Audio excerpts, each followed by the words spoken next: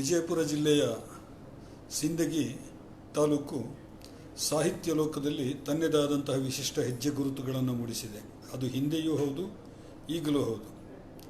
30 ವರ್ಷಗಳ ಹಿಂದೆ ನಾನು ಬಿಜಾಪುರದಲ್ಲಿ ಪತ್ರಕರ್ತನಾಗಿ ಕೆಲಸ ಮಾಡ್ತಾ ಇದ್ದಾಗಲೂ ಕೂಡ ಸಿಂದಗಿ ಕಾವ್ಯ ಲೋಕದಲ್ಲಿ ಹೀಗೆಯೇ ಸದ್ದು ಮಾಡುತ್ತಿತ್ತು, ಸುದ್ದಿ ಮಾಡುತ್ತಿತ್ತು. ಗೆಳೆಯರಾದಂತಹ ಚೆನ್ನಪ್ಪ ಕಟ್ಟಿಯವರು, ನಾಗೇಶ್ ರಾಂಪುರ, ಸುಮಂಗಲ ಅವರು ಮುಂತಾದವರೆಲ್ಲ ಸಿಂದಗಿಯಲ್ಲಿ ಸಾಹಿತ್ಯಿಕ ಚಟುವಟಿಕೆಗಳಲ್ಲಿ ಸಕ್ರಿಯವಾಗಿದ್ದುದನ್ನು ನಾನು ಆವಾಗ ಗಮನಿಸಿದ್ದೇನೆ ಮತ್ತು ಹಲವು ಕಾರ್ಯಕ್ರಮಗಳಲ್ಲಿಯೂ ಕೂಡ ನಾನಲ್ಲಿ ಪಾಲ್ಗೊಂಡಿದ್ದೆ. ಈಗಲೂ ಕೂಡ ಇವರು ಅತ್ಯುತ್ತಮ ಕಥೆಗಳನ್ನು ಬರೀತಾ ಚೆನ್ನಪ್ಪ ಕಟ್ಟಿಯವರಂತೂ ಇತ್ತೀಚೆಗೆ ಪ್ರಶಸ್ತಿಯನ್ನು ಕೂಡ ತಗೊಂಡರು. ಅವರೆಲ್ಲರ ನೆನಪುಗಳು ಕೂಡ ಬಿಜಾಪುರದ ಜೊತೆಗೆ ಸಿಂದಗಿಯ ಜೊತೆಗೆ ನನಗೆ ಈಗಲೂ ಇದೆ. ಈಗ ನೀಲೆ ಪ್ರಕಾಶನ ಈ ಕವಿಗೋಷ್ಠಿಯನ್ನು ಏರ್ಪಡಿಸುವ ಮೂಲಕ ಸಾಹಿತ್ಯಾಕ್ಷತರ ಗಮನವನ್ನು ಮತ್ತೆ ತನ್ನೆಡೆಗೆ ಸೆಳೆದುಕೊಂಡಿದೆ. ಬಹಳ ನಿರಂತರವಾಗಿ ನೆಲೆ ಪ್ರಕಾಶನ, ನೆಲೆ ಬಳಗದವರು ಸಾಹಿತ್ಯಿಕ ಕಾರ್ಯಕ್ರಮಗಳನ್ನು ಮಾಡ್ತಾ ಬರ್ತಾ ಇದ್ದಾರೆ. ತುಂಬ ಸಂತೋಷದ ವಿಷಯ. ಇವತ್ತಿನ ಈ ಕವಿಗೋಷ್ಠಿಗೆ ನನ್ನನ್ನು ಅಧ್ಯಕ್ಷನಾಗಿ ಗೌರವಿಸುವುದರ ಮೂಲಕ ಅವರು ಗೌರವಿಸಿದ್ದಕ್ಕೆ ಅವರಿಗೆ ನಾನು ಕೃತಜ್ಞನಾಗಿದ್ದೇನೆ. ಅವರು ನನ್ನನ್ನು ಈ ಕಾರ್ಯಕ್ರಮದಲ್ಲಿ ನೀವು ಭಾಗವಹಿಸಲೇಬೇಕು, ಅಧ್ಯಕ್ಷತೆ ವಹಿಸಬೇಕು ಅಂತ ಹೇಳಿದಾಗ ನಾನು ಹಳೆಯ ಬಿಜಾಪುರದ ಸಿಂದಗಿಯ ನೆನಪುಗಳ ಹಿನ್ನೆಲೆಯಲ್ಲಿ ಒಪ್ಪಿಕೊಂಡೆ. ಕಾವ್ಯ ಹುಟ್ಟುವುದಾ ಅಥವಾ ಕಟ್ಟುವುದಾ ಎನ್ನುವುದರ ಕುರಿತ ಜಿಜ್ಞಾಂಸೆ ವರ್ಷಾಂತರಗಳಿಂದ ನಡೆದೇ ಇದೆ. ಅದು ಈಗಲೂ ನಡೀತಾ ಇದೆ. ಹಾಗಂತ ಹೇಳಿ ಕಾವ್ಯ ಕೃಷಿ ನಿಂತಿಲ್ಲ. ಕಟ್ಟುವವರು, ಹುಟ್ಟಿಸುವವರು ಎಲ್ಲರೂ ಕೂಡ ತಮ್ಮದೇ ಆದಂತಹ ವಿಧಾನಗಳಲ್ಲಿ ಮುನ್ನಡೆದಿದ್ದಾರೆ. ಕವಿತೆಗಳು ಕೂಡ ಪ್ರತಿ ವರ್ಷವೂ ಹೊಸ ಹೊಸ ಕವಿಗಳು ಕಾವ್ಯ ಲೋಕಕ್ಕೆ ದಾಂಗುಡಿ ಇಡುತ್ತಲೇ ಇದ್ದಾರೆ. ಕೆಲವರು ಹೆಜ್ಜೆ ಸಪ್ಪಳವಾಗದಂತೆ ಬಂದು ಇಲ್ಲೇ ತಳವೂರುತ್ತಾರೆ. ಇನ್ನು ಕೆಲವರು ಧಾಮ್ ಧೂಮ್ ಅಂತ ಶಬ್ದ ಮಾಡುತ್ತಾ ಪ್ರವೇಶಿಸಿ ಬಳಿಕ ಕೆಲ ಕಾಲದಲ್ಲೇ ಕಣ್ಮರೆಯಾಗುತ್ತಾರೆ. ಇನ್ನೂ ಕೆಲವರು ಮುಗುಳ್ನಗುತ್ತಾ ಬಂದು ಕಾವ್ಯದಲ್ಲೇ ಮುಳುಗೇಳುತ್ತಾ ಕಾವ್ಯ ಕ್ಷೇತ್ರದಲ್ಲಿ ತಮ್ಮದೇ ಆದ ಛಾಪ ಮೂಡಿಸುತ್ತಾರೆ. ಎಲ್ಲರೂ ಅವರವರ ಕಾವ್ಯ ಪ್ರತಿಭೆಗೆ ತಕ್ಕಂತೆ ಕನ್ನಡ ಕಾವ್ಯ ಲೋಕವನ್ನು ಶ್ರೀಮಂತಗೊಳಿಸಿದ್ದಾರೆ. ಇವತ್ತಿನ ಕವಿಗೋಷ್ಠಿಗಳಲ್ಲಿ ತಮ್ಮ ಕವಿತೆಗಳನ್ನು ಓದಿದಂತಹ ವಿದ್ಯಾರಶ್ಮಿ ಪೆಲತಡ್ಕ, ಮಂಜುನಾಥ ನಾಯಕ್, ತೇಜಾವತಿ HD, ಸಂಧ್ಯಾ ಹೊನಗುಂಟಿಕರ್, ಭುವನ ಹಿರೇಮಠ, ಕೈದಾಳ ಕೃಷ್ಣಮೂರ್ತಿ, ಅಶೋಕ ಹೊಸಮನಿ ಮತ್ತು ಮಂಜುಳಾ ಹುಲಿಕುಂಟೆ ಎಲ್ಲರೂ ಈ ಕವಿಗೋಷ್ಠಿಯಲ್ಲಿ ತಮ್ಮ ಅನುಭವಗಳಿಗೆ ಸಮರ್ಥವಾಗಿ ಅಕ್ಷರ ರೂಪ ಕೊಡುವ ಮೂಲಕ ಈ ಕವಿಗೋಷ್ಠಿಯನ್ನು ಶ್ರೀಮಂತಗೊಳಿಸಿದ್ದಾರೆ.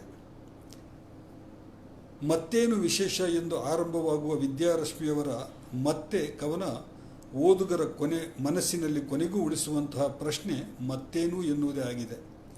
ಬಹಳ ಸಲ ಹೀಗಾಗ್ತದೆ. ಆಗಾಗ ಭೇಟಿಯಾಗ್ತೀವಿ, ಮಾತಾಡ್ತೀವಿ, ಆದರೆ ಹೇಳಬೇಕಾದದ್ದು ಉಳಿದೇ ಬಿಟ್ಟಿರುತ್ತದೆ. ಮತ್ತೆ ಭೇಟಿಯಾಗುವ ನಿರೀಕ್ಷೆ ಹುಟ್ಟುತ್ತದೆ. ಆ ಮರುಭೇಟಿಯಲ್ಲೂ ಕೂಡ ಹೇಳಲೇಬೇಕಾದದ್ದನ್ನು ಹೇಳುವುದೇ ಇಲ್ಲ.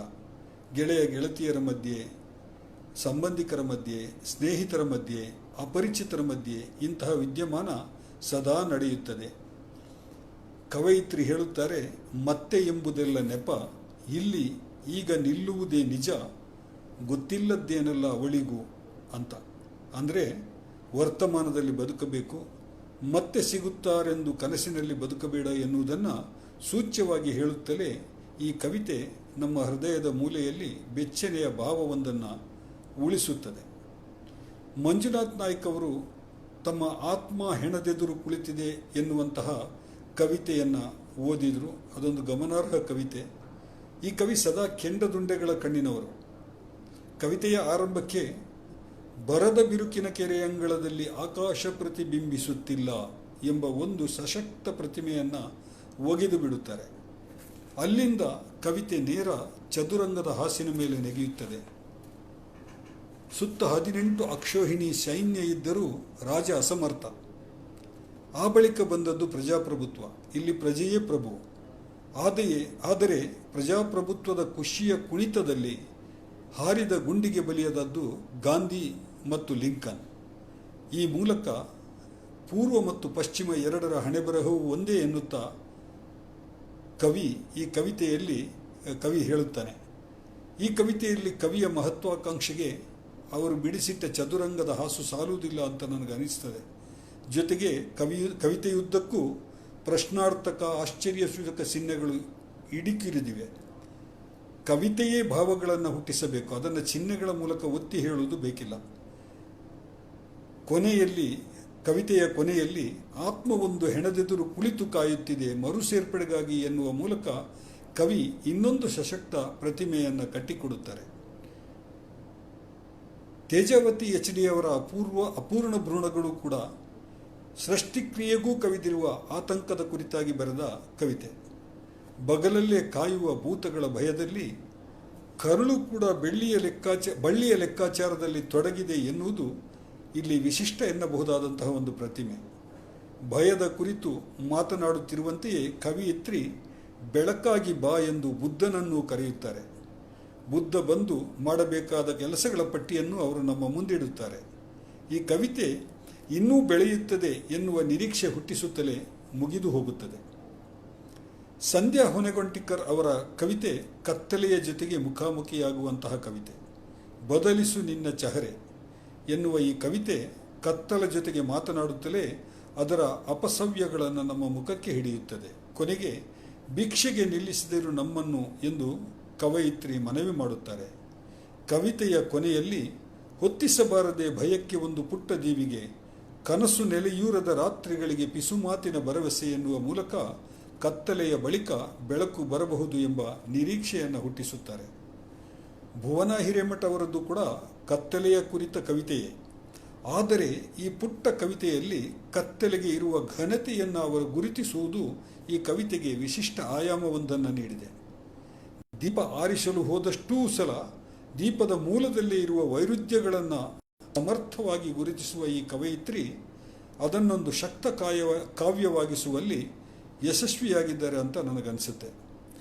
ಇತರ ಕೆಲವು ಕವಿತೆಗಳಂತೆ ಇಲ್ಲಿ ಶಬ್ದಜಾಲವಾಗಲಿ ಶಬ್ದಭಾರವಾಗಲಿ ಇಲ್ಲ. ಬಹುಶಃ ಇವತ್ತಿನ ಕವಿಗೋಷ್ಠಿನಲ್ಲಿ ನನ್ನನ್ನು ಅತ್ಯಂತ ಹೆಚ್ಚು ಯೋಚಿಸುವಂತೆ ಮಾಡಿದ ಕವಿತೆ ಇದು ಅಂತ ಹೇಳಬಹುದು. ಕೈದಾಳ ಕೃಷ್ಣಮೂರ್ತಿಯವರ ಧರ್ಮ ಪ್ರಣೀತಗಳು ಮತ್ತು ಯುದ್ಧ ಮಂತ್ರಗಳು ವಿಚಾರ ಪ್ರಧಾನವಾದಂತಹ ಕವಿತೆ.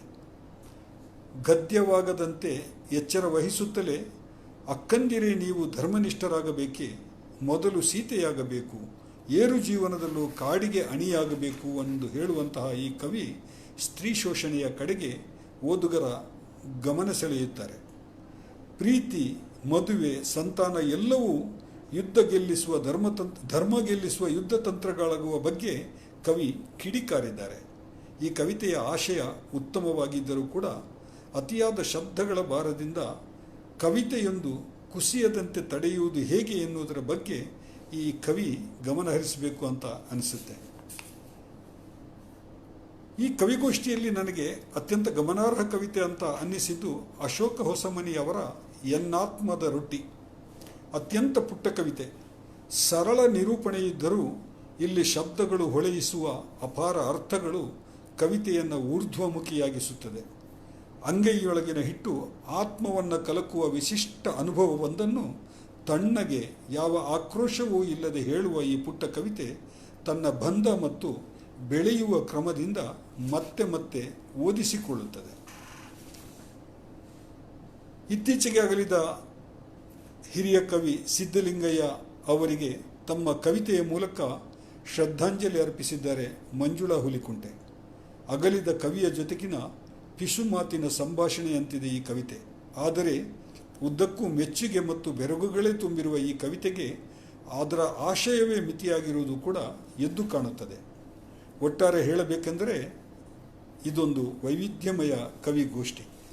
ಕನ್ನಡದ ಕಾವ್ಯಲೋಕದ ಆಂತರ್ಯದಲ್ಲಿ ಕಾವ್ಯ ಸೆಲೆ ಸದಾ ಜೀವಂತವಾಗಿದೆ ಎನ್ನುವುದನ್ನು ಪಿಸುಗುಟ್ಟಿದ ಕವಿಗೋಷ್ಠಿ. ಕಾವ್ಯ ಎನ್ನುವುದೊಂದು ಭರವಸೆಯ ವ್ಯವಸಾಯ ಆಗಬೇಕಿದ್ದರೆ ಶಬ್ದಗಳ ದುಂದುವೆಚ್ಚ ಮಾಡಬೇಡಿ ಎನ್ನುವುದಷ್ಟೇ ಈ ಎಲ್ಲ ಕವಿಗಳಿಗೆ ನನ್ನ ಕಿವಿ ಮಾತು.